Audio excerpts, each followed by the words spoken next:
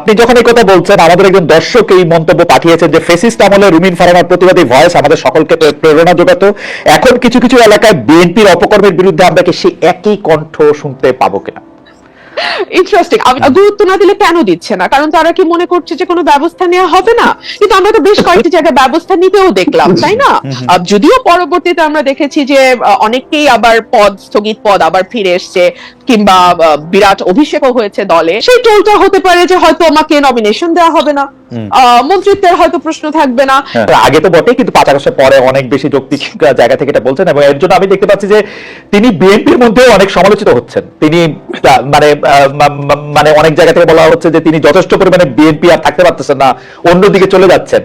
বেশি ফারহানা, এটা নিয়ে আপনি একটু আমাদেরকে একটু বলবেন। আর মান্না ভাই যেটা বললেন যে আসলে তো বড় বড় রাজনৈতিক দলরা, মানে এটা তো আসলে বিএনপির নামে আসে, যেটা করে দেখাতে পারে নাই, ওরা মৃত্যু দিয়ে রক্ত দিয়ে এটা করে দেখিয়েছে। এখন যে আমরা অনেকে এসে বলছি যে এটার ভাগও আমরা আমাদের চাই, আমাদের এটা করতে হবে সেটা করতে হবে, সেটাও বা আপনি কিভাবে দেখেন? সংস্কারটা আপনার কাছে আসলে কি, কোনটা দেখলে আপনি বুঝবেন? মান্না ভাই খুব চমৎকার তার জায়গা থেকে বলেছেন যে কি হলে তিনি এটি বুঝবেন যে এদিকে আগাচ্ছে। আপনার কাছে আমরা একটু শুনতে চাই।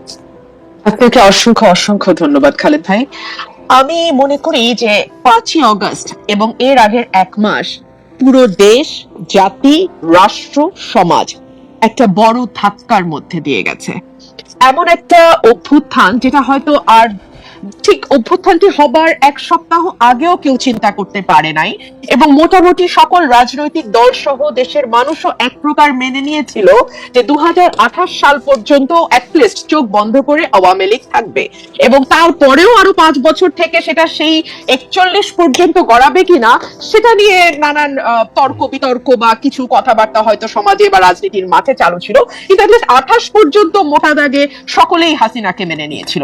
কিন্তু এর মধ্যে যে হঠাৎ করে এমন একটি ধাক্কা আসবে, সেটা আজকে বুকে হাত দিয়ে সকলে যদি যার যার কাছে নিজের সৎ থেকে আয়নার সামনে দাঁড়িয়ে নিজেকে প্রশ্ন করে, আমার মনে হয় তারা তাদের উত্তরটি পেয়ে যাবে।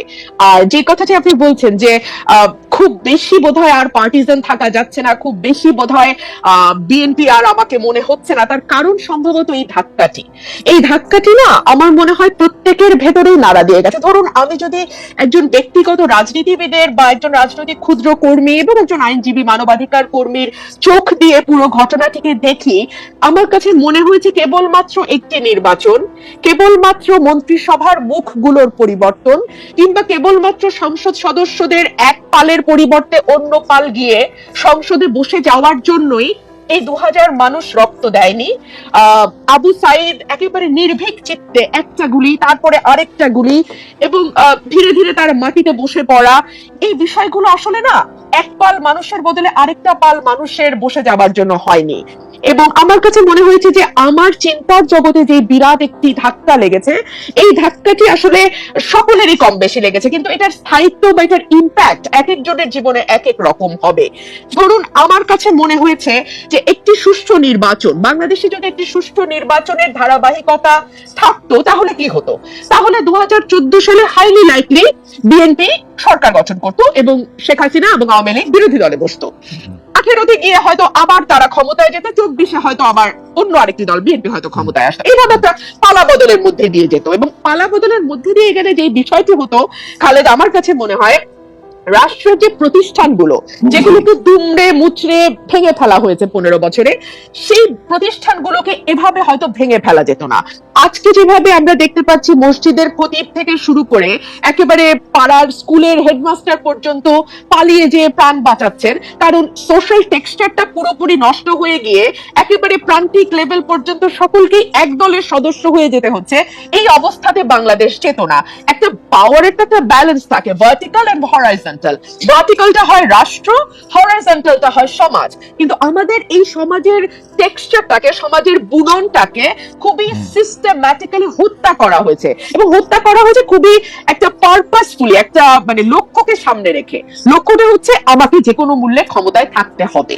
সুতরাং এইরকম ভুল যদি পরবর্তীতে কোন রাজনৈতিক গোষ্ঠী এই ভুলটি করবার ন্যূনতম চেষ্টা করে, এই দেশের মানুষ কিন্তু মরতে শিখেছে এবং ওরা কিন্তু একটা ভীতির মধ্যে ছিল। হ্যাঁ, 15 বছর লিখতে ভয় পায়, বলতে ভয় পায়, নিজেকে এক্সপ্রেস করতে ভয় পায়, ইচ্ছা করে একটা বালের মধ্যে লুকিয়ে থাকে, সেই জায়গা থেকে একটু interrupt করি। আপনি যেই অবস্থাটা বর্ণনা দিলেন, আপনার মনে কি এই সংখ্যাটা রয়ে গেছে, যেহেতু আপনি শুরু করেছিলেন যে এক পাল মানুষ থেকে আরেক পাল মানুষ, আপনার মধ্যে কি এই সংখ্যা রয়ে গেছে যে বিএনপি আসলেও তাদের ইয়াটা একটা লম্বা হবে এবং প্রায় একই ধরনের জায়গা হবে, যেইটা মানে যেই আশঙ্কা মান্না ভাইয়েরও আছে, সেই আশঙ্কা কি আপনারও আছে যদি আসলে এই গুণগত পরিবর্তনটা না হয়? দেখুন, বিএনপি 17 বছর নানান রকম জুলুমের মধ্যে দিয়ে গেছে। এই জুলুমের শিক্ষা বিএনপি কতটা নিয়েছে এটা বিএনপি ক্ষমতায় আসলেই আরো পরিষ্কার ভাবে বোঝা যাবে। তবে বিভিন্ন জায়গায় আমরা যেই মেসেজগুলো পাই, সেই মেসেজগুলো খুব সুখকর নয়, এবং এটা যে সুখকর নয় এটা তো বিএনপির চেয়ারম্যান নিজেই স্বীকার করছেন, তাই না? তো তাহলে অথচ উনি কিন্তু বারবার ওনার নেতা কর্মীদের সতর্ক করছেন। এখানে দুটো তিনটা বিষয় হতে পারে, যে এক হচ্ছে যে ওনার বক্তব্য কি ওনার দলের তৃণমূলে যারা এই ধরনের কর্মকাণ্ডের সঙ্গে যুক্ত হচ্ছেন, মধ্যম পর্যায়ের যারা যুক্ত হচ্ছেন, একটা সেকেন্ড